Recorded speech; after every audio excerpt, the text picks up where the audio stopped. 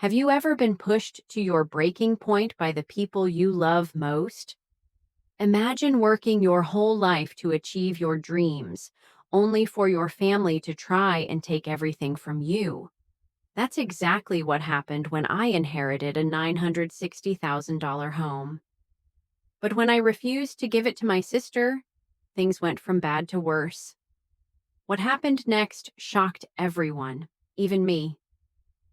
The day I invited my family over to celebrate my new home, I had no idea it would turn into a nightmare. You see, I had worked tirelessly for years to get where I was. No handouts, no shortcuts, just sweat, late nights, and a determination to create a future of my own. But when my family walked through that door, something changed. Mom and Cassandra, my sister, couldn't hide their surprise at how far I'd come. But it wasn't admiration that followed. Cassandra, with that entitlement she always had, didn't even wait for a moment of pleasantries. She turned to me as if it was the most normal thing in the world and said, "This house would be perfect for my family. You know we need it more than you." I froze. Did I hear her right?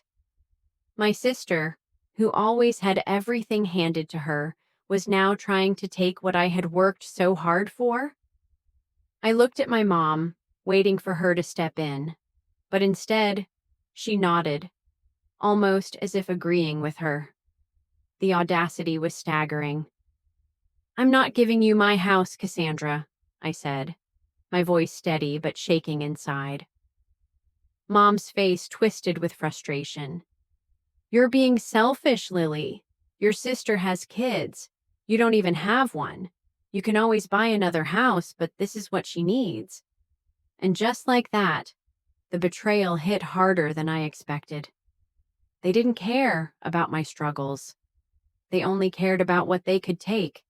It was my house, my success, and I wasn't about to let them steal it.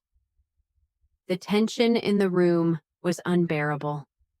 I could feel the anger bubbling up inside me, but I had to stay calm. I wasn't going to let them win. Cassandra, with her perfectly rehearsed words, tried again. "Lily, come on. You know we're struggling. This place would mean everything to us." But I had worked too hard for this. I wasn't about to let them manipulate me again. I took a deep breath, trying to keep my composure, but my words were sharp. I'm not giving up my home. I earned it. I didn't have the privilege of marrying into money. I didn't have help from anyone. I did this on my own. I saw the shock in their eyes. For once, I wasn't backing down. Mom's face turned a shade of red I'd never seen before. "You're being unreasonable. Family helps each other, Lily," she spat, her voice rising. "No, Mom," I replied, my voice steady. "Family doesn't manipulate each other, and I'm not your backup anymore." The room went silent, and for a moment, it felt like everything was still. The weight of my decision hit me. I knew what I had to do. I wasn't just fighting for my house, I was fighting for my dignity, for my independence, and for the respect I deserved. Mom gave me one last ultimatum. "Either you help Cassandra, or you're no longer part of this family." Without a second thought, I stood up, grabbed my jacket, and walked out. It wasn't easy, but it was the right thing to do. The cold night air hit me as I walked out of that house, and for the first time in years, I felt a strange sense of freedom. I had stood up for myself, something I had never done before. But as I sat in my car, parked on the side of the road, the reality of what I had done started to sink in. I had walked away from everything I thought I owed them. It wasn't just about the house. It was about respect, about finally saying no after years of being manipulated. But deep down, the guilt still lingered. I had always been the peacemaker, the one who tried to keep the family together, even when it tore me apart. Now I had severed those ties. The next day, I kept busy with work and buried myself in my routine. But my phone wouldn't stop ringing. It was Mom, leaving message after message. "You'll regret this, Lily. You can't just turn your back on us." I felt the pressure mounting, but this time, I didn't give in. I couldn't. I had to be strong. If I kept letting them walk all over me, I'd lose myself. The silence in my apartment was deafening, but I knew this was the price of standing my ground. The months that followed were difficult, but slowly I began to rebuild my life, one decision at a time. And with each passing day, I knew I had made the right choice. No more guilt, no more manipulation. I was in control of my future. Weeks passed, and life started to feel like it was finally in my control. I threw myself into my work, building my business and making strides toward the future I had always dreamed of. But despite the progress, the tension with my family didn't dissipate. Then came the unexpected call from my father. I had expected nothing from him. For years, he had been absent, leaving everything to Mom and Cassandra to handle. But there he was, reaching out, asking if we could meet. Part of me was furious. The other part was desperate for closure. We met at a small cafe, awkward silence hanging between us. When he finally spoke, his voice trembled. "I failed you, Lily," he said, looking me in the eyes. "I knew about the college fund situation, but I didn't have the courage to stop your mother. I should have done more. I was ashamed, and I didn't know how to fix it." His words hit me like a wave. For so long, I had blamed him for leaving, for not being there when I needed him. But in that moment, I realized it wasn't all his fault. Both of my parents had made mistakes, and that was something I had to accept. "I can't change the past," I said softly, "but I need to know that you'll respect my boundaries moving forward." He nodded, tears welling in his eyes. That day, I didn't walk away with answers, but I walked away with something better. The start of a real relationship built on honesty. And that felt like enough. A few weeks after that conversation with my dad, I got another call. This time it was from Eric, Cassandra's husband, the man who had been at the center of so much of the chaos. Honestly, I didn't know what to expect. I wasn't sure if I wanted to hear his side of things, but part of me knew that closure meant hearing him out.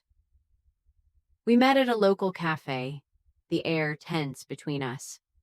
He looked different, worn down as if the weight of everything had finally caught up to him. "I want to apologize, Lily," he said quietly. "I had no idea how bad things had gotten. I never knew about the identity theft or the fraudulent loans.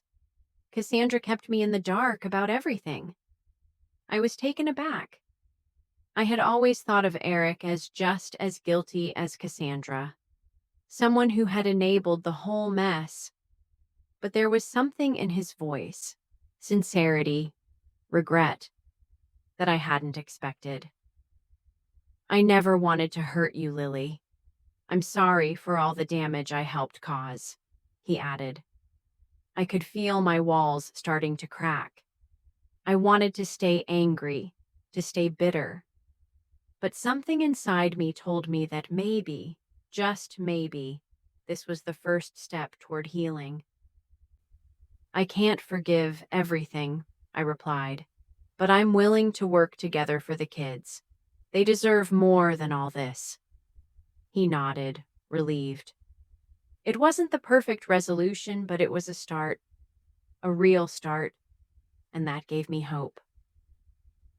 As the weeks passed, things slowly started to shift. I kept my distance from my family, but I made it a point to stay connected with my nieces and nephews. They were innocent in all of this, and I refused to let them suffer because of their parents' mistakes. It wasn't easy, especially when I still had so much anger and resentment toward Cassandra.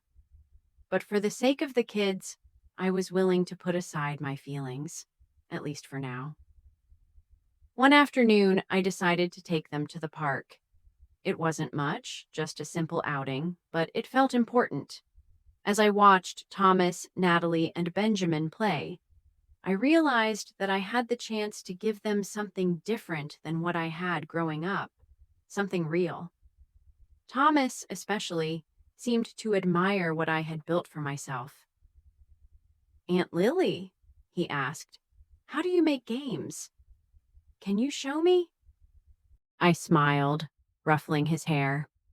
"Of course. We'll make the best game ever. Just you wait." It was moments like this that made me realize my true purpose. It wasn't just about the money, the house, or the success. It was about breaking the cycle, teaching the next generation that they didn't have to settle for less. They could be more, do more, and demand better for themselves. By the time we headed home, I felt a weight lift off my shoulders. Maybe things with my family would never be perfect, but for the first time in a long while, I felt peace. Weeks turned into months, and while the tension with my family remained, I continued to focus on what truly mattered: my future. My business had started to grow exponentially, and I felt stronger every day. I spent countless hours refining my app and working on my startup, which was now getting attention from investors. My mentor, Professor Reynolds, remained a guiding light, pushing me to take bold steps and always reminding me that I had earned every inch of my success. Despite the growing distance between me and my family, a part of me couldn't let go of the idea of reconciliation. I still hadn't forgiven Cassandra, but I began to see the cracks in the facade of my family, especially after receiving an unexpected call from my father. He wanted to meet. I was hesitant at first. Too many years of unresolved pain, too much betrayal. But something inside me told me this conversation could be different. It wasn't about fixing everything in an instant, but about finding a way forward. When we met, I saw a man who was genuinely remorseful for the way he had failed me. "I've made mistakes and I can't undo them," he admitted. "But I want to be here for you, Lily. I don't want to lose you." It wasn't easy and it wasn't a clean slate, but it was a step toward something new. Maybe, just maybe, there was room for healing, even after all the hurt. For now, I was taking it one day at a time. Weeks passed, and things slowly started to shift in my life. The pain of my family's betrayal was still raw, but with each passing day, I grew stronger. My business was thriving, my tech startup was making waves, and I was gaining respect in my industry. I had become the woman I'd always dreamed of: independent, powerful, and resilient. But as much as I had distanced myself from my family, I couldn't escape the thought of my nieces and nephews. They didn't deserve to be caught in the middle of this mess. It was a small, unexpected moment that sparked a change. One afternoon, I received a call from Eric. The conversation started awkwardly, but then he admitted something that shocked me. "I want to tell the kids the truth, Lily. They deserve to know everything." The weight of his words hit me hard. For the first time in years, I saw Eric as a man who was trying to make things right, who was willing to face the consequences of his actions. My anger towards him had clouded my judgment, but now I understood. He was trying to protect the next generation from the dysfunction that had poisoned our family. We decided to meet, and I agreed to help him tell the kids the truth. It wasn't going to be easy, but I knew it was the right thing to do. We owed it to them to give them the truth, to protect their futures from the mistakes we'd made. It was the first step in rebuilding, in healing the wounds that had cut so deep. The day we sat down with my nieces and nephews was surreal. Eric and I had prepared for this moment, but nothing could have fully prepared me for the emotional weight of it. I saw their innocent faces staring back at us, unaware of the complicated world of lies and deceit that had surrounded them. It was time to tell them the truth. Eric spoke first, his voice shaky. "Kids, we need to talk about some things that have been kept from you. There are parts of our family's past that you deserve to know." I could see their confusion, but I also saw a flicker of trust in their eyes.